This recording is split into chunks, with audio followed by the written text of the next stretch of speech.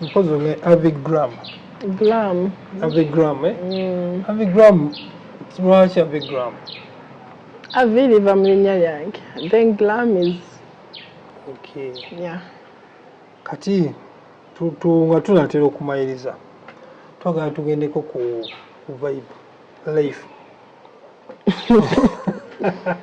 Okay. Twagala tugendeko mu life katonotono because after work there is what? Some fun also. Owavingako fani ku mikolo? Ku mikolo? Sijja gamba nno. Yeah, I do. Like olaba makeup artist, bichi, omugole like afulumya awo and you get excited. Is it out of your work or the ambience environment ebeerawo? Oh, firstly, it's giving the bride comfort. Because mostly ekyo kibaawo ku first interest. Ng'omugole afuluma ogusooka. Omugole aba atigge. Naye engeri gy'oba obadde naye mutisenge nga yakumanyigge. Oba olina omukamfatinga like that, n'omucheeringa up so that she gets a smooth interest. Nafuna amaanyi agakola ki? Yes, kati waliwo n'olaba nga really your work is outstanding. Ekyo nakyo kikuwa amaanyi n'ogamba oh God. Nekikuwa that you're cheering up because you're saying your work is, everyone is appreciating. Okay. Omulala waffe ali October ku fictions yandiyagadde okumanya ensonga ezimu ezikwata ku Avigram. Ndyogedde bulungi? Avigram. Avigram. Avigram alinayo girlfriend. Alisi?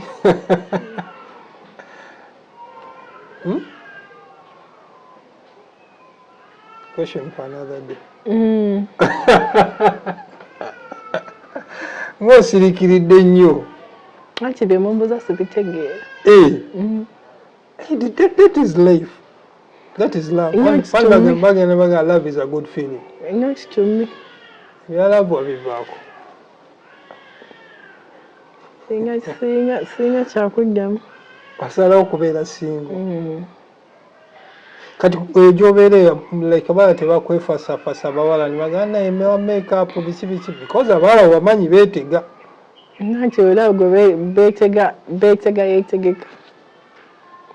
Gwe tobeetega like you're not that kind of beetega. No, by the nze empowerment attitude. Wojanga okola besaagala era my eyes can tell you that when. Okay. Yeah. Kwatukulaba ku Snapchat okwo ka vibe kaba clear. Ntuwoze ntukola n'emikolo weka tewekali. This is my personal life, whatever business. So aye wabaawo vibe ya business nga bonna agamba naye ekyengo kiba kirala mu kubanga this is my personal life. By the I do follow you on TikTok. Waka video kenalaba. You were posting, you were putting on a green coat. Is it? You guys a jacket or a green coat. Yalimbaga. Yalimbaga ya sister wange. Naye wali smart walabika bulungi. Nkeera.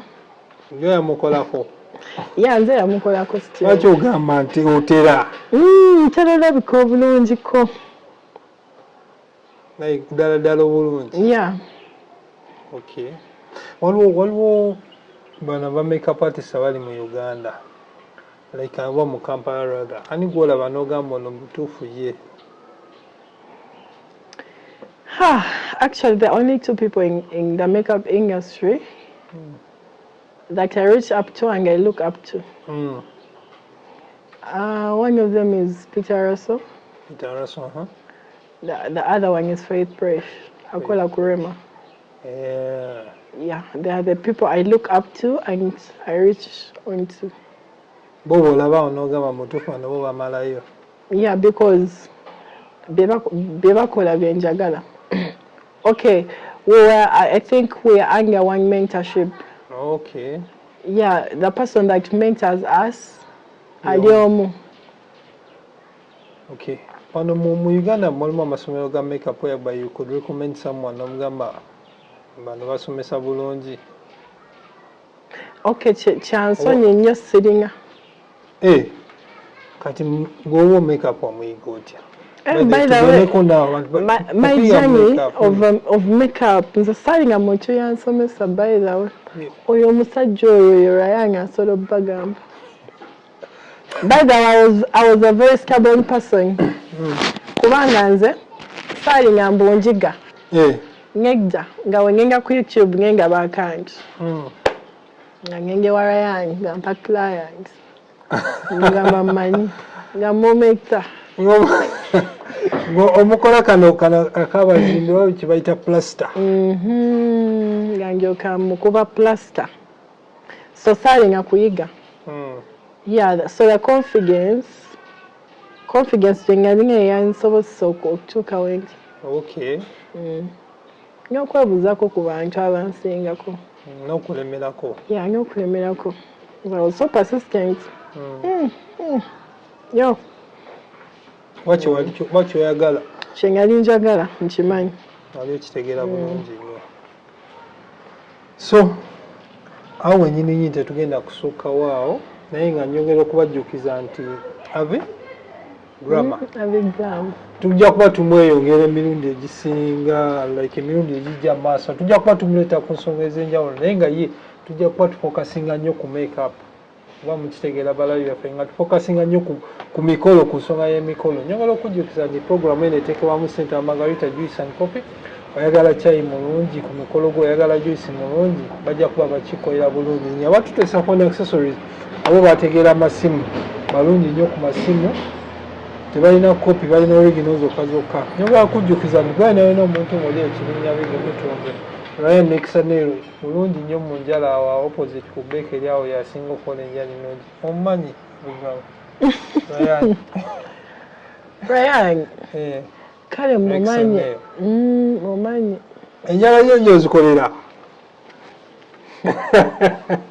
Ate kika. No. Okay. Naye kati gwe era ekero ozikolera kwa kati ebyo bitegeera bulungi. Ebyo byose bimanyi munnyaye. Bani bano beera kwa kumeka. Ebyo era si waliwo ababikola ng'abo ba Ryan abo oyogerako. Okay, awo nyini tujja kusukkawo ng'ennyongera okubajjukiza nti obadde ku fictions mu programu omugole wa leero. Eno program tukuleeta ba service provider abalira ku mikolo ab'enjawulo abakola ebintu by'obeera ebyo by'otatera kulaba. Kati nga tuleetedde mwana mulenzi ono gamba n'obulabulayi mugole n'ogamba omugole ono alabisa atya. Abantu abayo fa fictions banyagadde okuba like baagala okufuna bakola batya. Like yanyagadde okufuna like services akola atya.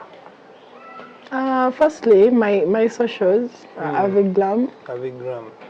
Okay. Then my number kwezili ku gundi yange. Yeah. Ku pages zange. Okay. Wona TikTok, YouTube, wona Facebook, Instagram. TikTok, Instagram. Amanya. Aviglam. Okay, awo nyini. Tujja kusukkawo tunaddamu.